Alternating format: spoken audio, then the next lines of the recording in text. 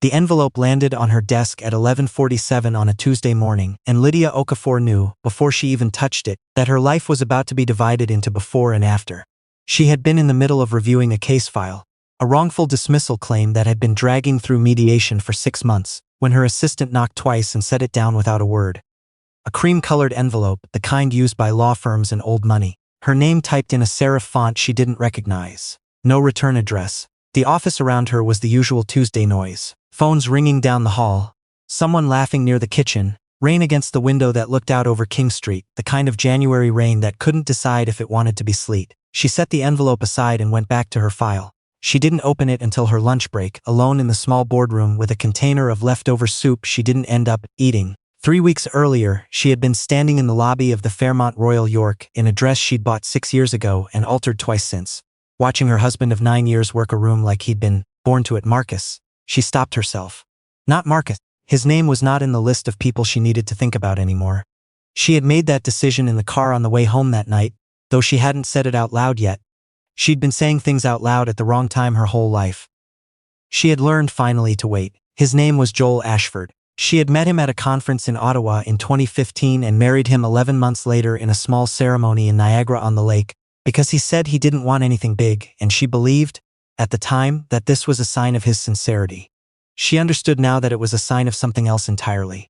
The event was his firm's annual client appreciation dinner. He was a senior partner at Ashford & Crane. Yes, his own name was on the door, which he mentioned more often than a person who was genuinely at peace with their accomplishments usually does. Lydia had attended 7 of these dinners. She had smiled at the same clients, remembered the names of their spouses, asked about their cottages, their children at Upper Canada College, their recent trips to Portugal. She was good at it. She had always been good at it.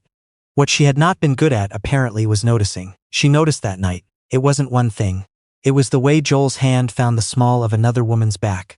A consultant from the firm's Calgary office named Paige, whom Lydia had met twice and found pleasant in the careful way of someone who was being careful, and stayed there 3 seconds longer than necessary. The way Paige laughed at something Joel said, and looked at him the way you look at someone when you already know how this ends.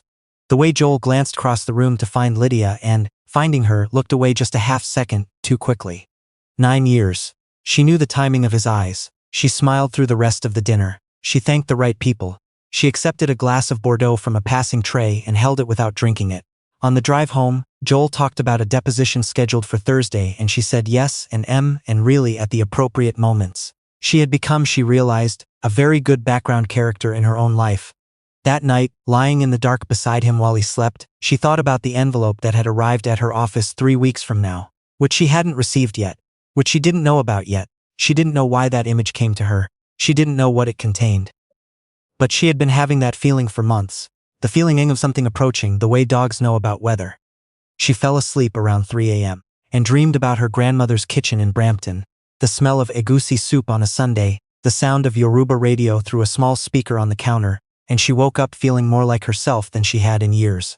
Lydia Okafor had grown up in Brampton, the second of 3 daughters born to Emmanuel and Grace Okafor, who had come to Canada from Lagos in 1981 with 2 suitcases, an engineering degree between them, and the specific stubbornness of people who have decided to be underestimated only once. She had studied law at Osgoode on a scholarship, articled at a mid-sized firm in Mississauga, and spent the better part of her 30s building a practice in employment and labor law that was, by any objective measure, serious. She had won cases that larger firms had declined to take. She had 2 decisions cited in the Ontario Court of Appeal. She had a daughter, Zara, who was 7 years old and currently obsessed with orcas and the rules of chess in equal measure. What Lydia did not have, as of that January night, was any clear idea of what her marriage actually was. She started paying attention the way you do when you've already decided to stop pretending.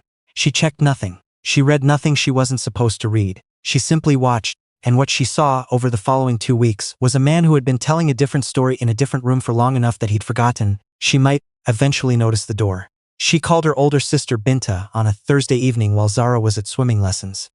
"How long?" Binta asked. "Does it matter?"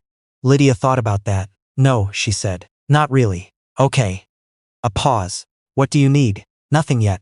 I just needed to say it to someone."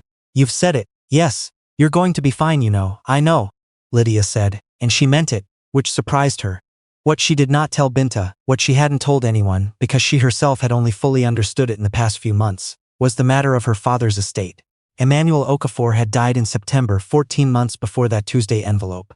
He had been 71 years old and sharp until the very end, leaving behind a wife, 3 daughters, a small house in Brampton, and as it turned out, a rather more complicated legacy than anyone in the family had understood. Emmanuel had not been only an engineer. He had also been quietly and over many years an investor. Not in the way people use that word casually, in the way that compounds. He had started in the early 90s, buying small commercial properties in Mississauga when prices were low, and everyone he knew thought he was spending money he shouldn't.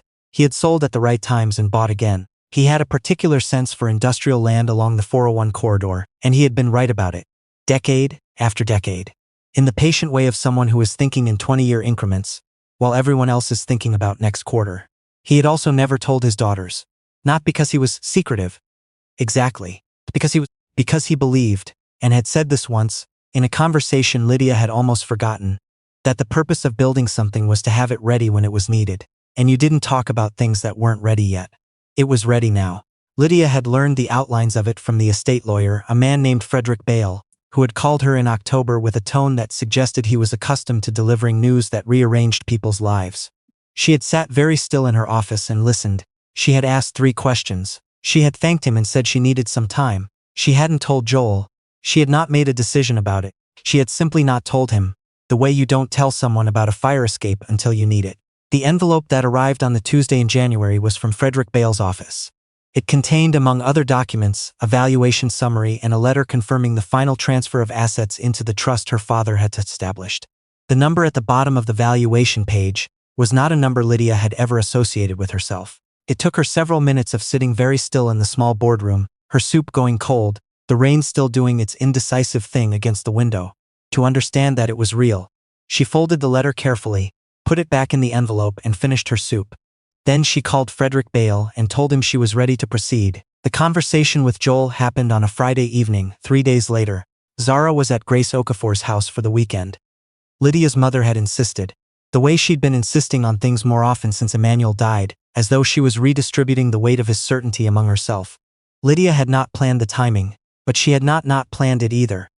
Joel came home at 7, later than he'd said he would be, and he was in a good mood, which was the version of him that was hardest to be around now. He poured himself a glass of wine and told her about a settlement they'd reached on a commercial lease dispute, and she listened and nodded and thought about how normal this looked from the outside, and how completely hollowed out it felt from the inside. I want to talk about something, she said when he paused. He looked at her. Something shifted in his face, small and quick, the micro-expression of someone who has been half expecting a conversation they hoped would not arrive. Okay, he said. She told him, clearly and without heat, what she had observed over the past few weeks. She did not accuse, she described. She had learned from years of practice that the most effective way to present evidence was to simply present it. Let it sit there. Let the other person decide what to do with it. Joel did not deny it. He tried once to reframe and she waited through it. When he finished, she said, I'd like you to stay somewhere else while we work out the details. He looked at her for a long moment. He was trying to read her, she could see that. He was calculating. Lydia, I'm not angry, she said, which was true. I just think this is the clearest thing we should talk about. We will. Through our lawyers, she said it gently, the way you say something when you've already made the decision and you're just now telling the other person. I've already spoken to someone. Already. He stopped. When did you? A few weeks ago. He looked at her differently then. She could see him revising something. This was the moment she had been waiting for without knowing she was waiting for it. Not with satisfaction exactly, but with the particular quiet of someone who has finally stopped holding their breath. He left that night. Not dramatically. He packed a bag and said he'd be at the Kimpton, and she said fine, and they were both careful and civilized because they were both lawyers, and they both knew on some level that the loud version of this conversation would cost them both more than it was worth. She locked the front door and stood in the hallway for a moment and listened to the house. Then she called Binta. It's done, she said. Good, said Binta. How do you feel? Hungry. I didn't eat dinner. Binta laughed, and Lydia laughed too, and the sound of it surprised her. How full it was, how much it felt like relief. What happened next happened quickly, the way things do when they've been building slowly for a long time. Joel's lawyer contacted hers. There were meetings, there were documents. There was, as Lydia had expected, a discovery process in which the full picture of her financial situation would need to be disclosed, and it was in the context of this process that Joel Ashford first learned what his wife had inherited. She was not in the room when he found out. She heard about his reaction secondhand, through her lawyer, a woman named Constance Mbeki, who had a talent for conveying information economically and without editorializing. "He's requested a meeting," Constance said. "He says he wants to discuss the possibility of reconciliation." Lydia was quiet for a moment. "When did he request this?" "This morning. About 40 minutes after we disclosed the estate documents." "I see. Do you want to take the meeting?" There was a very small pause. "Understood," said Constance. What Lydia did not say, what she thought about later, driving down the 427 toward her mother's house to pick up Zara, was that she had given Joel 9 years of careful, steady, unshowy devotion. She had built a practice that supported them both through the lean years when his firm was new. She had managed every household detail while also managing a caseload that would have flattened most people. She had shown up, repeatedly and reliably, in ways that do not announce themselves because they are simply what love looks like when it is functioning. And he had spent those years not quite seeing it.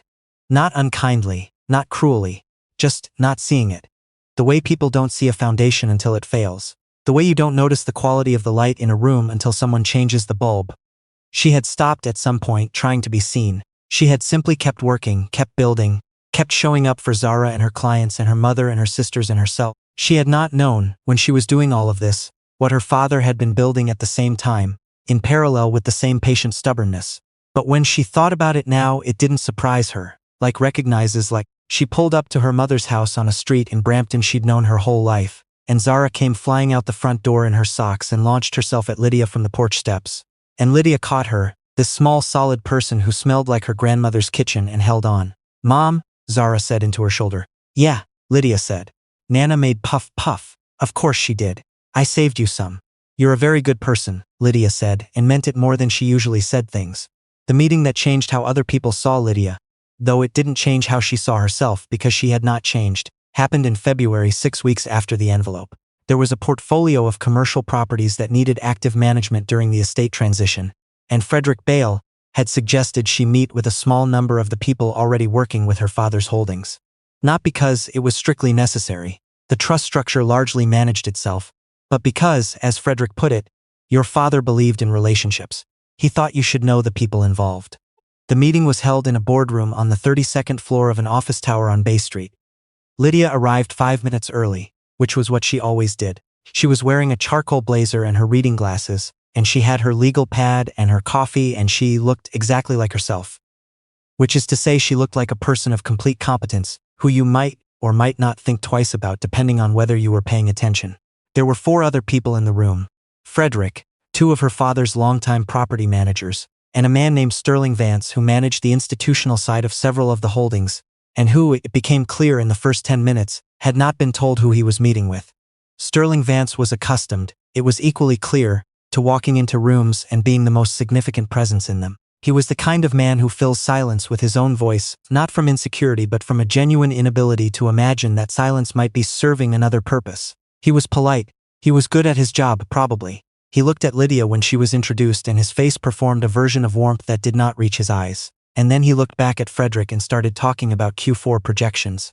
Lydia let him talk. She took notes. She asked, at intervals, questions that were specific in the way of someone who has read every document they were sent and understood them. The third time she did this, Sterling Vance stopped mid-sentence and looked at her properly for the first time. "How long have you been across this?" he asked. "A few months," she said. "Your father?" "Yes." He looked at her for a moment. Something was recalibrating behind his eyes. "He spoke about you," Sterling said slowly. "I didn't realize." He stopped. "He said you had the best instincts of anyone he knew." Lydia looked down at her legal pad for a moment. "He never told me that," she said. "No," said Sterling, and something in the way he said it told her that her father's silence hadn't been indifference. It had been respect, the kind that doesn't perform itself, the kind that simply prepares. The divorce was finalized in May. It was equitable and undramatic, and handled by 2 professionals who understood that the best outcome was the one that allowed everyone involved to continue their lives with the least possible residue of bitterness. Joel had not pursued the reconciliation question past the initial request. Lydia had thought he might, and she had prepared for the conversation, but it didn't come. She understood eventually that he had calculated his position and found it unfavorable, and that what she had seen in his face in the early days, the reassessment, the recalibration, had ultimately resolved not into remorse but into a kind of tactical withdrawal. He had not fought for her. He had looked at the changed board and decided to manage his exposure. She found, somewhat to her own surprise, that this did not hurt. It clarified. There is a particular freedom in discovering that the person you were grieving the loss of was not quite the person you had thought they were. It makes the inventory of the loss more manageable. You are not losing what you had. You are losing what you had believed you had. And while that is its own kind of grief, it is also honest. And honesty had always been more useful to Lydia than comfort. She told none of this to anyone except Binta, over wine on a Thursday night in Binta's kitchen in Hamilton, with the television on low in the other room and rain outside again. It had been a wet spring. "Do you think you'll stay in the house?" Binta asked. "For now," Lydia said. "Zara's school is there. Her friends? And after?" Lydia thought about her father's handwriting in the margins of old ledger books that Frederick had shown her. The careful columns, the dates. The patient record of something being built over time by someone who believed in time. "I don't know yet," she said, "but I'm not in a hurry."